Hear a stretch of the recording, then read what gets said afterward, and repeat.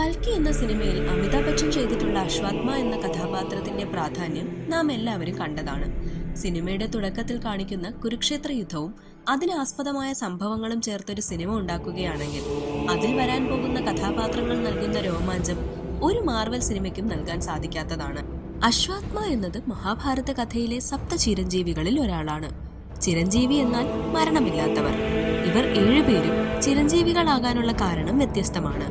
ദ്രോണരുടെ മകനായിരുന്ന അശ്വാത്മ ജനിച്ചത് അതികഠിനമായ ദാരിദ്ര്യത്തിലായിരുന്നു. തന്റെ കുഞ്ഞിന് കുടിക്കാൻ പാല് പോലും വാങ്ങിക്കൊടുക്കാനുള്ള ശേഷി അപ്പോൾ ദ്രോണർക്കുണ്ടായിരുന്നില്ല. സഹായം ചോദിച്ചു ചെന്നിടത്തൊക്കെ അദ്ദേഹത്തിനും കുടുംബത്തിനും ലഭിച്ചത് പരിഹാസമായിരുന്നു. എന്നാൽ പാണ്ഡവരെയും കൗരവരെയും ആയോധനകല അഭ്യസിപ്പിക്കാനുള്ള അവസരം അദ്ദേഹത്തിന് ലഭിച്ചു. അന്നു മുതൽ അദ്ദേഹം ദ്രോണാചാര്യർ എന്നറിയപ്പെട്ടു. അപ്പോൾ മുതൽ കൗരവരുടെയും പാണ്ഡവരുടെയും കൂടെയായിരുന്നു അശ്വാത്മാവും ശിക്ഷ അഭ്യസിച്ചത്. അതിൽ കൗരവരോടായിരുന്നു അശ്വാത്മാവിന് പ്രിയം. നെറ്റിയിൽ വിശിഷ്ടമായ ഒരു രത്നത്തോടെയായിരുന്നു അശ്വാത്മാവിന്റെ ജനനം. അത് അദ്ദേഹത്തിന് പല കഴിവുകളും നൽകിയിരുന്നു. വിശപ്പ്, ദാഹം, ക്ഷീണം, വാർദ്ധക്യം, രോഗങ്ങൾ, ആയുധങ്ങൾ എന്നിവയിൽ നിന്നും ആ രത്നം അദ്ദേഹത്തെ രക്ഷിച്ചിരുന്നു.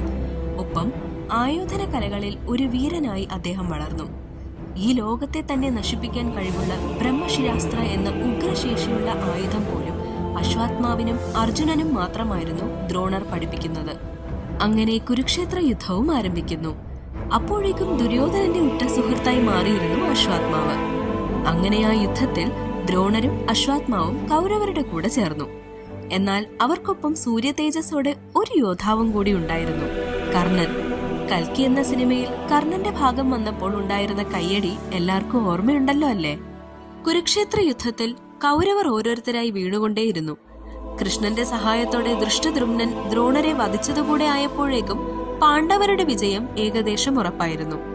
തന്റെ അച്ഛന്റെ മരണം അശ്വാത്മാവിനെ കുപിതനാക്കി. സ്വന്തം ഗുരുവിനെ കൊന്ന ദൃഷ്ടദ്രുമ്നനെയും ബാക്കിയുള്ള പാണ്ഡവരെയും കൊല്ലുമെന്ന് അശ്വാത്മാവ് ശപഥമെടുത്തു. എന്നാൽ വിജയിച്ച പാണ്ഡവർ തങ്ങളുടെ കൊട്ടാരത്തിൽ സന്തോഷവാന്മാരായിരുന്നു. തങ്ങളുടെ പ്രിയപ്പെട്ടവർ ആരും മരിക്കാത്തതിൽ അവർ ഒത്തിരി അഭിമാനം കൊണ്ടു. എന്നാൽ അശ്വാത്മാവിന്റെ ദേഷ്യമറിയുന്ന കൃഷ്ണൻ അന്ന് രാത്രി പാണ്ഡവരെയും പാഞ്ചാലിയെയും മറ്റൊരു കാര്യം പറഞ്ഞ് അവരുടെ കൊട്ടാരത്തിൽ നിന്നും മാറ്റിയിരുന്നു. കൃഷ്ണന്റെ സംശയം ശരിയായിരുന്നു.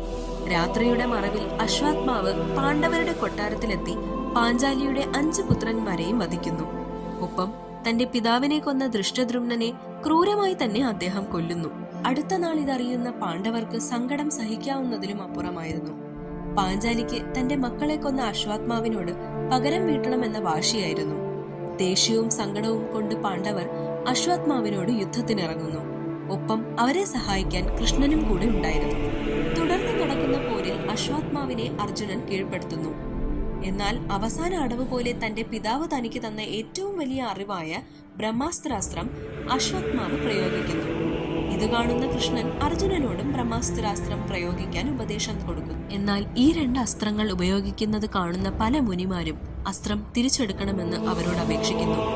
ഈ അസ്ത്രങ്ങൾ ഉപയോഗിച്ചാൽ ഭൂമിയും അതിലെ എല്ലാ ജീവജാലങ്ങളും നശിച്ചു പോകുമെന്നും ഇനിയും 3000 വർഷങ്ങൾക്ക് ഭൂമിയിൽ മഴ പോലും പെയ്യില്ല എന്നും അവർക്കറിയാമായിരുന്നു. അർജുനൻ താൻ അശ്വത്മാവിനെ നശിപ്പിക്കാൻ തൊടുത്ത അസ്ത്രം തിരിച്ചെടുക്കാൻ തയ്യാറാകുന്നു.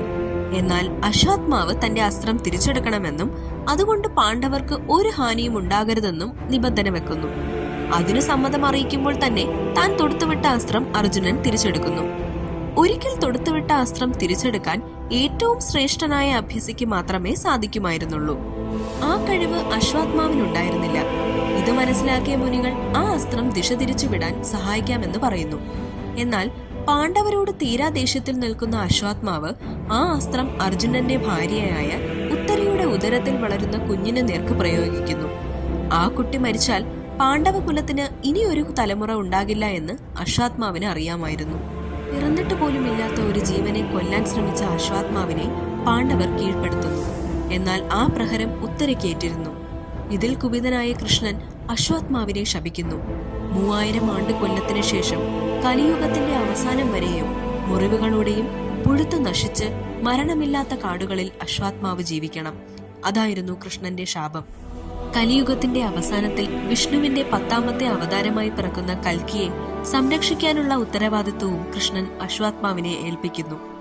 ഒപ്പം തന്റെ നെറ്റിയിലുണ്ടായിരുന്ന ചൂടാമണി എന്ന വജ്രം പാണ്ഡവരും കൃഷ്ണനും ചേർന്ന് പറിച്ചെടുക്കുന്നു. അതോടെ ശക്തിയെല്ലാം നശിച്ച് കൃഷ്ണന്റെ ശാപവും പേറി അശ്വാത്മാവ് കൽക്കിയുടെ വരവും കാത്ത് അലഞ്ഞുകൊണ്ടേയിരുന്നു. ഇതിൽ നിന്നാണ് കൽക്കി 2898 AD കഥാസാരം ആരംഭിക്കുന്നത്. കൽക്കിയുടെ ജനനം എന്നാൽ കലിയുഗത്തിന്റെ അവസാനമായി എന്ന് വേണം കരുതാൻ.